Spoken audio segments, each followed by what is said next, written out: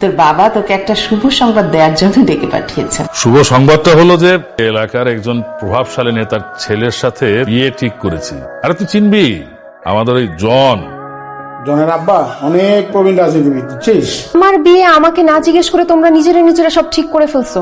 তোর পছন্দ মানে তোর আবার পছন্দ কি? এই বাবা যেটা বলবে এটাই, তোর কোনো কথা হবে না। আচ্ছা ঠিক আছে বাবা, কোনো ছেলেকে পছন্দ থাকে তাহলে তোর বাবাকে বলতে পারিস। ওর আবার পছন্দ কি? তোরা থাম বলতো, তুই কি কোনো ছেলেকে পছন্দ করিস? জি বাবা। কি নাম ওই ছেলের?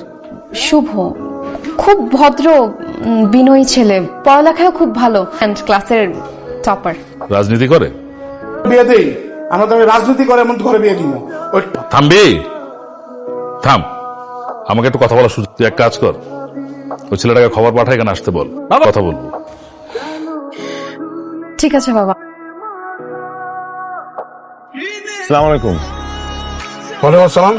কিছুই পাইতেছি না তো আমি শ্বশুর বাড়ি যাব, আপনাদেরকে দেখে মনে হয় এলাকার তো। উঠো। ঠিকানা আসছে? না ভাইয়া, চেক করো। ফোন দিচ্ছে, ধরে না। তাহলে কাজকে তোর সামনে নামাই দিই না? হ্যাঁ, অটো রিক্সা নিয়ে চলে যেতে পারবো। এইটাই ভালো হয়। ঠিকানা আসছে। তাই কোন বাড়ি? দেওয়ান বাড়ি। মেয়ের নাম কি? আনিলা। কি নাম? আনিলা। বাবা, ও শুভ ওর কথাই বলেছে। তোমরা এক কাজ করো, ভেতরে যাও, ওর সাথে একটু আলাদা কথা বলতে চাই। কথা বলো, আমি তোমার নাস্তার ব্যবস্থা করি। মা, আমি থাকি। বসো। অনেক আগে থেকে ডিসিশন নিয়ে রেখেছিলাম যে আমার মেয়েকে আমি পলিটিক্যাল ফ্যামিলিতে বিয়ে দিব, বিকজ একটা পলিটিক্যাল ফ্যামিলিতে আমার স্ট্রং হবে। এটা ছিল আমার প্ল্যান। কোনো রাজনৈতিক পরিবারের ছেলের সাথে বাবা বিয়ে করতে চায় না, সেটা খুব স্পষ্টভাবে আমাকে অনেক হয়তো বা ভয়ের কারণে বলেনি, কিন্তু এগুলো পছন্দ করে না। 2 মিনিট যদি সময় দেন, আমি আসলে অনেক দূর থেকে আসছি আপনার সাথে দেখা করার জন্য। আচ্ছা আঙ্কেল, একটা প্রশ্ন করি, আমার পরিবার কোনো রাজনৈতিক পরিবার না, কারণে কি আমি আপনার মেয়েকে ভালোবাসতে পারবো না? আপনি কি এভাবে বিচার করছেন? না, আমি তো সেটা বলিনি। তুমি কাউকে, আমার মেয়ে অত কিছু বুঝেও না, ঝামেলার মধ্যে জড়িও না, আমার ফ্যামিলিকে কোনো বিপদে ফেলার চেষ্টা করি না। তাহলে আমার 2 ছেলে। জি আঙ্কেল, পরিচয় হয়েছে। এই কিছু না, শিশু। ব্যবহার করছেন কেন আমার সাথে? চাদর করে গাড়িতে তুললেন, এখানে নিয়ে আসলেন। আপনি তো এটাও বলেছেন যে আপনি নিজের বাপের কল্লা কেটে আমার হাতে ধরিয়ে দিবেন। বোনের সাথে প্রেম করিস? আচ্ছা, আর তোর সমস্যা কি? সমস্যাটা কি? থাম, আমি বলছি, ভালো হবে তুমি এখান থেকে চলে যাও। যে আমার মেয়েকে একটা পলিটিক্যাল লিডারের ছেলের সাথে বিয়ে দেব, দ্যাট ইজ ফাইনাল। দেখো বাবা, তুমি পলিটিক্সের সাথে তোমার কোনো যোগাযোগ নেই। Very good. তুমি আমার মেয়ের ব্যাপারটা তোমাকে বললাম, এটা আমার একটা প্ল্যান ছিল। অপোজিশন ফ্যামিলির পলিটিক্যাল কারো কাছে বিয়ে দেবো, পলিটিক্যাল কাছে বিয়ে দেবো না মানে দেবো না। This is fine. আঙ্কেল একটু আমার কথা।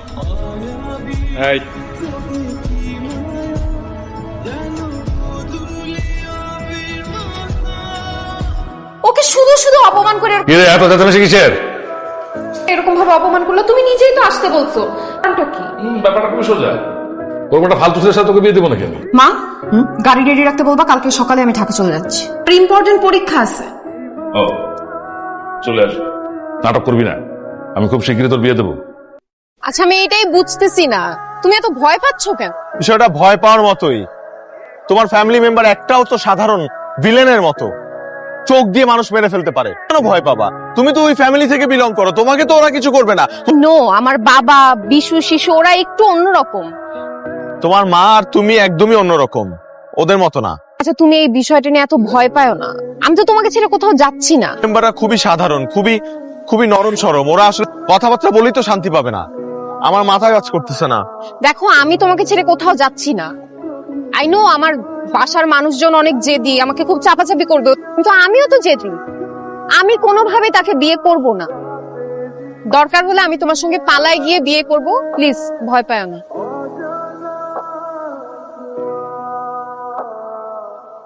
ওই মেয়েকে খবর দিয়ে বাড়িতে নিয়ে আসো, আমি আগামী মাসের ভেতরের সাথে ওর বিয়ের ব্যবস্থা করছি।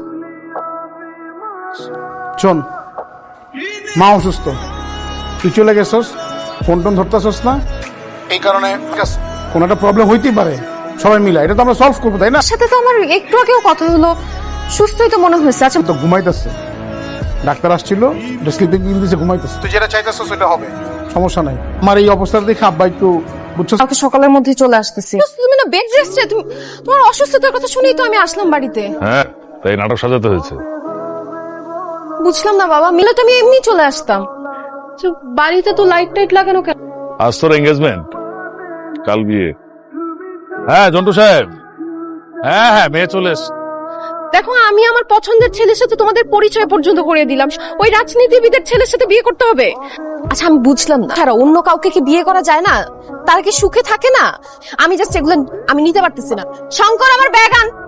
তোর বাবার সাথে আমি এত বছর ধরে সংসার করছি, সে যেটা চাই সেটা করেই ছাড়বে। সম্মান বাঁচানোর জন্য হলেও এনগেজমেন্টটা কর মা। বিয়ে দিয়ে দিবে জোর করে আমাকে? আমার কথা তুই শোন, তোর মা বলছে যা হেল্প করা লাগে আমি সব করবো, সব। চল মা, ঘর চল। মা, আমি তোর মা বলছি, আমি সব করবো, আয়। আচ্ছা, আমার বোন কিন্তু আমার আব্বার কলিজা, পুরো বাড়ির কলিজা। আমার বোনটা কিন্তু আপনার হাতে তুলে দিতেছে। ও শুধু আমাদের বোন না, ও আমাদের পরিবারের ইজ্জত, কখনোই অসম্মানিত করবে না। তুমি তাহলে এক কাজ করো, মামুনিকে। কি মামুনি, তোমার মুখটা এত মলিন কেন? জানি করে এসছে ঢাকা থেকে, হয়তো বা সে কারণে শরীরটা। যাও তুমি করো। আসো আসো, শুভ করে টায়ার্ড হয়ে গেছে।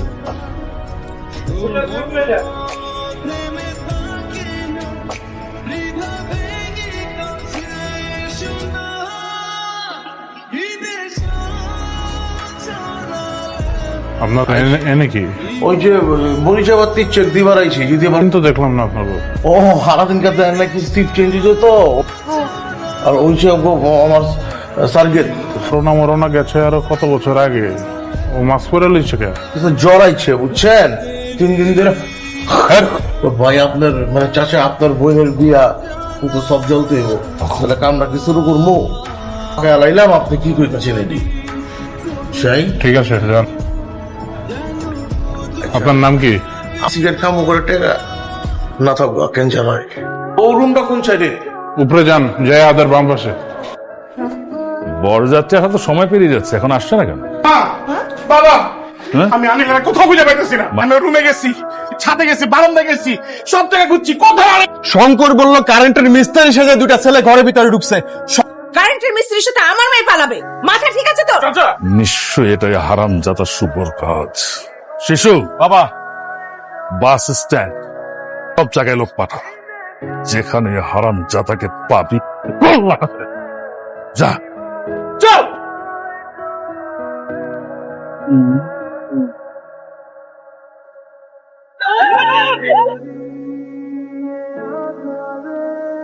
ভাই ভাই, আমি অনেক বড় একটা বিপদে পড়ছি। তার আজকে বিয়ে হয়ে যাচ্ছে, তার বাবা মা জোর করে ওকে অন্য জায়গায় বিয়ে দিয়ে দিচ্ছে। আমাকে ওর ওর বাবার লোকজন চেঞ্জ করতেছে। ভাই আসি ভাই, প্লিজ কোন রকম একটু বাঁচান আমার এখান থেকে। নিচ্ছি, আমাকে তো সভাপতি সাহেব ফোন করেছিল, আমি দেখছি। বললাম তো আমার সাথে এইমাত্র কথা হয়েছে। ঠিক আছে, আমি ব্যবস্থা নিচ্ছি।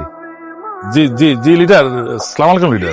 এক বড় লিডার, সাংগঠনিক সম্পাদক তোমার এলাকায় আটকা পড়ছে, তুমি একটু ওকে সেভ করো। আমার মেয়ের বিয়ের লিডার ঝামেলায় পড়ে গেছে লিডার, অনেক ঝামেলা চলছে leader। ঝামেলায় পড়ছে, তুমি আগে সেখানে যাও।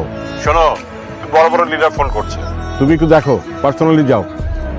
লিডার মানে আপনি যা বলবেন তাই তোমাকে করতে হবে লিডার। মেয়ের দেখাশোনা করার জন্য আমার দুটো ছেলে যথেষ্ট লিডার। আমি এক্ষুনি যাচ্ছি, আপনি ছেলের নাম্বারটা একটা SMS করে দিয়ে দেন। হ্যাঁ মানে আমার লিডার মানে আমাদের এলাকার এমপি সাহেব তোমার নাম্বারটা দিল, করেছো মানে কোথাও একটা বিপদ টিপদ হয়েছে। হ্যাঁ আচ্ছা, তুমি এখন কোথায় আছো বলো? স্টেশনে আছি। আচ্ছা আচ্ছা ঠিক আছে ঠিক আছে ঠিক আছে, সেভ করে নিজে তোমাকে নিরাপদ জায়গায় পৌঁছে, কোনো টেনশন করবে না। চিন্তা করো না, এখানকার যে প্রভাবশালী সে আসছে।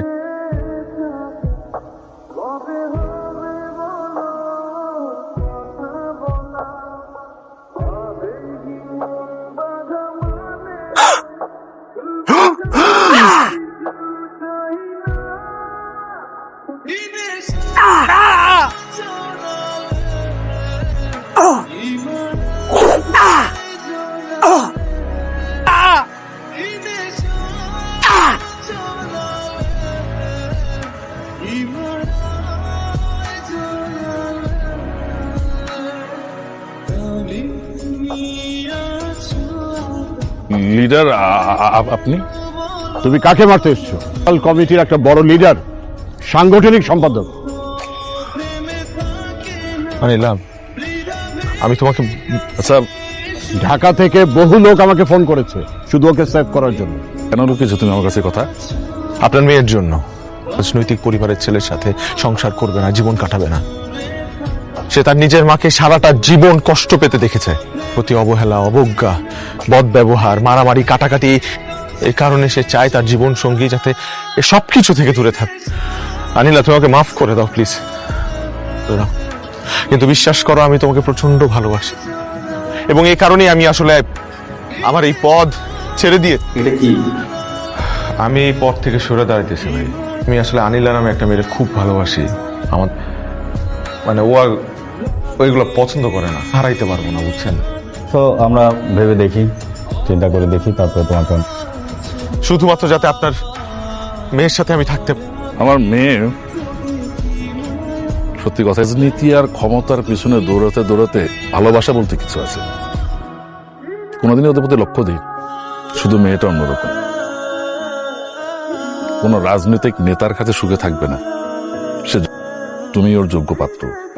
রাজনৈতিক পথ ছেড়ে দিয়েছো, তোমার মতো ছেলের কাছে সুখে থাকবে। নিয়ে চল, ধুমধাম করে বিয়ে দিয়ে তারপর ওদের ঢাকায় পাঠাবো।